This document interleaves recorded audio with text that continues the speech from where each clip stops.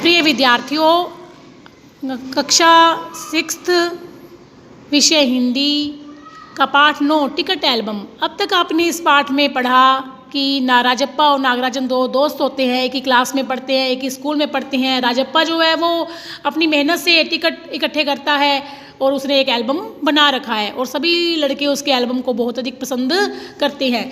लेकिन एक बार क्या होता है कि नागराजन के मामा उसे सिंगापुर से एक बहुत ही बड़ा सुंदर शानदार एल्बम भेज देते हैं। तो अब सभी बच्चे जो हैं वो नागराजन का एल्बम पसंद करने लगते हैं और राजप्पा का एल्बम जो है वो कोई भी नहीं देखता।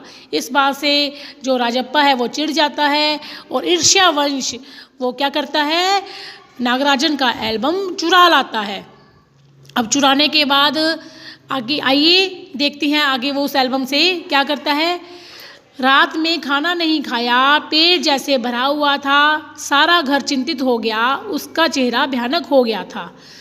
यानी अब वो एल्बम चुरा तो लाया था लेकिन अब उसे दिल को तसल्ली भी नहीं मिल रही थी। वो सोच रहा था कि अब क्या बनेगा, मैं चुरा तो उसको लाया और रात को इसी कारण उसने खाना भी नहीं खाया। सारे घर को चिंता होने लगी, परिवार को तो चिंता होती है ना, तो उसके परिवार को, उसके मम्मी पापा को भी चिंता होने लगी कि आज इसको क्या हो गया।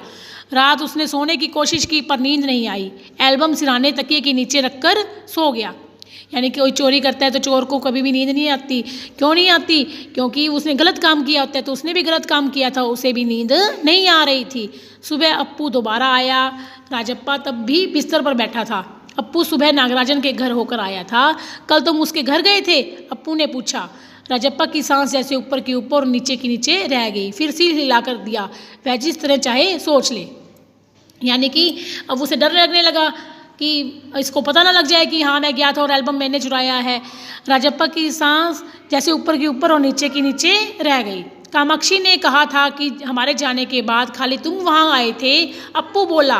राजप्पा को समझ से देर नहीं लगी कि अब सब उस पर ही शक करने लगे हैं। कल रात से नागराजन लगातार रोए जा रहा है, उसके पापा शायद पुलिस को खबर दें, अप्पू ने फिर कहा। राजप्पा फिर भी चुप रहा। उसके पापा डीएसपी के दफ्तर में ही तो लगे काम करते हैं, बस वह पलक झपक दें और पुलिस की फौज हाजिर। अप्पू जैसे आग में घी डाल रहा था। अब अप्पू उसे डरा रहा था कि उसके पापा पुलिस में लगे हुए हैं और वो अब पुलिस आएगी वो खुद ही ढूंढेगी। यह तो भला हुआ कि अप्पू का भाई उसे ढूंढता हुआ आ गया और अप्पू चलता बना, नहीं तो वो तो राजप्पा से सब कुछ उगलवा ही लेता। राजप्पा के पापा दफ्तर चले गए थे। बाहर का किवाड़ बंद था। राजप्पा अभी तक बिस्तर पर बैठा हुआ था। आधा घंटा गुजर गया और वह उसी तरह बैठा रहा। तभी बाहर की सांकल खड़की। पुलिस! राजप्पा बुदबुदाया। भीतर सांकल लगी थी। दरवाजा खटखटाने की आवाज़ तेज हो गई। राजप्पा ने तकिए के नीचे से एल्बम उठाया और ऊपर भागा। अलमारी के पीछे छिपा दे। नहीं, पुलिस ने अगर तलाशी ली तो पकड़ा जाएगा। एल्बम को कमीज के नीचे छिपाकर वह नीचे आ गया। बाहर का दरवाज़ा अब भी बज रहा था। कौन है? अरे दरवाज़ा क्यों नहीं खोलता? अम्मा भीतर से चिल्लाई। थोड़ी देर और हुई तो अम्मा खुद ही उठकर चली आएगी। यानी कि अब उसे डर लग रहा था कि अप्पू जो ऐसे बता के गया है कि पुलिस को, नागराजन के पापा पुलिस को लेकर आएंगे, तो वो डर जाता है कि कहीं जैसे दरवाज़ा खड़कता है तो उसे ऐसा लगता है कि पुलिस आ गई है। और उसकी अम्मा जो अंदर है वो कहती है कि तुम दरवाज़ा क्यों नहीं खोल रहा, और वो खुद ही दरवाज़ा खोलने के लिए चली जाती है। तो क्या होता है, राजप्पा पिछवाड़े की ओर भागा। जल्दी से बाथरूम में घुसकर दरवाज़ा बंद कर लिया। अम्मा ने अंगीठी पर गर्म पानी की डेंगची चढ़ा रखी थी। उसने एल्बम को अंगीठी में डाल दिया। एल्बम जलने लगा। कितने प्यारे टिकट थे। राजप्पा की आंखों में आंसू आ गए। यानी अब उसे एल्बम तो बहुत अच्छा लगा था, लेकिन अब क्या था कि अगर वो पकड़ा जाएगा तो पुलिस उसको पकड़ कर ले जाएगी और उसकी बेइज्जती भी होगी। इसी डर से उसने वो उस एल्बम को अंगीठी में डाल दिया। लेकिन अब इतने प्यारे प्यारे टिकट जो उसने मेहनत से इकट्ठे किए थे, तो ये इस एल्बम में तो और भी अच्छे टिकट लगे हुए थे और इनको इकट्ठा करने के लिए तो उसे और अधिक मेहनत करनी पड़ती और इसको जलाने पर उसे बहुत अधिक दुख भी हुआ। तभी अम्मा की आवाज़ आई, जल्दी से आ तो नहाकर, नागराजन तुझे ढूंढता हुआ आया है। राजप्पा ने निक्कर उतार दी और गीला तौलिया लपेटकर बाहर आ गया। कपड़े बदलकर वह ऊपर गया। नागराजन कुर्सी पर बैठा हुआ था। उसे देखते ही बोला, मेरा एल्बम खो गया है यार। उसका चेहरा उतरा हुआ था, काफ़ी रोकर आया था शायद। अब दोस्त है तो दोस्त के पास आया कि मेरा एल्बम खो गया है। कहाँ रखा था तुमने? राजप्पा ने पूछा। अब वो ऐसे जाहिर कर रहा है जैसे उसे कुछ पता ही ना हो, और उससे क्या पूछता है कि तुमने कहाँ रखा था? शायद दराज में। शहर से लौटा तो गायब। नागराजन की आंखों में आंसू आ गए। राजप्पा से चेहरा बचाकर उसने आंखें पोंछ ली। रो मत यार, राजप्पा ने उसे पुचकारा। वह कर रो पड़ दिया। राजप्पा झट नीचे उतर गया। 1 मिनट में वह ऊपर नागराजन के सामने था। उसके हाथ में उसका अपना एल्बम था। लो, यह रहा मेरा एल्बम, अब इसे तुम रख लो।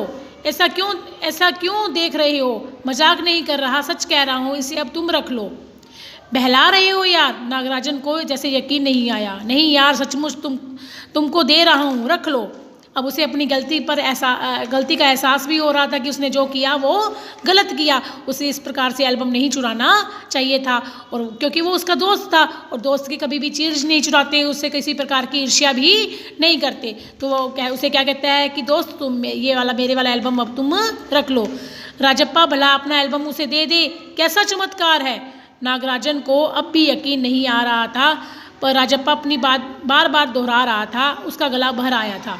अब उसे अपनी गलती पर पछतावा आ रहा था, क्योंकि उसने गलत काम किया था। उसने उसका एल्बम चुराया तो चुराया, उसको जला भी दिया था। ठीक है, मैं इसे रख लेता हूँ, पर तुम क्या करोगे? मुझे नहीं चाहिए। क्यों, तुम्हें एक भी टिकट नहीं चाहिए? नहीं। पर तुम कैसे रहोगे बगैर किसी टिकट के? रोता क्यों है यार? ले, इस एल्बम को तू ही रख ले, इतनी मेहनत की है तूने। नागराजन बोला। नहीं, तुम रख लो, लेकर चले जाओ यहाँ से। वह चीखा और फूट कर रो दिया। यानी उसे अपनी गलती का एहसास हो रहा था कि उसने ईर्ष्यावंश कितनी बड़ी गलती कर दी। नागराजन की समझ में कुछ नहीं आया। वह एल्बम लेकर नीचे उतर गया। कमीज से आंखें पोंछता हुआ राजप्पा भी नीचे उतर आया। दोनों साथ साथ दरवाजे तक आए। बहुत बहुत धन्यवाद, मैं घर चलूँ? नागराजन सीढ़ियाँ उतरने लगा। सुनो ये राजू, राजप्पा ने पुकारा।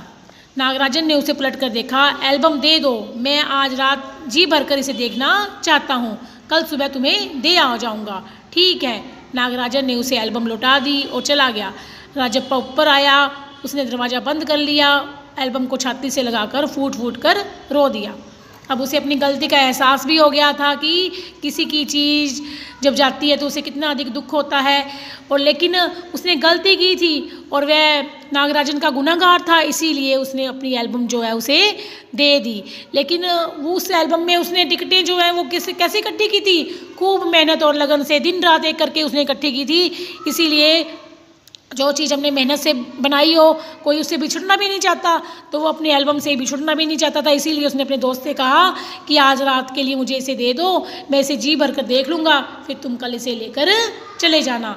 तो इस पाठ में हमें बताया गया है कि हमें कभी भी किसी की कोई चीज़ नहीं चुरानी चाहिए, क्योंकि हम अगर किसी की कोई चीज़ चुराते हैं या किसी प्रकार से गलत काम करते हैं तो हमें इसके लिए बाद में पछताना ही पड़ता है। हमें ग्लानि तो अनुभव होती ही है, और जो वो पश्चाताप होता है उसके बारे में वर्णन नहीं किया जा सकता। इसीलिए कभी भी कोई गलत काम नहीं करना चाहिए। धन्यवाद।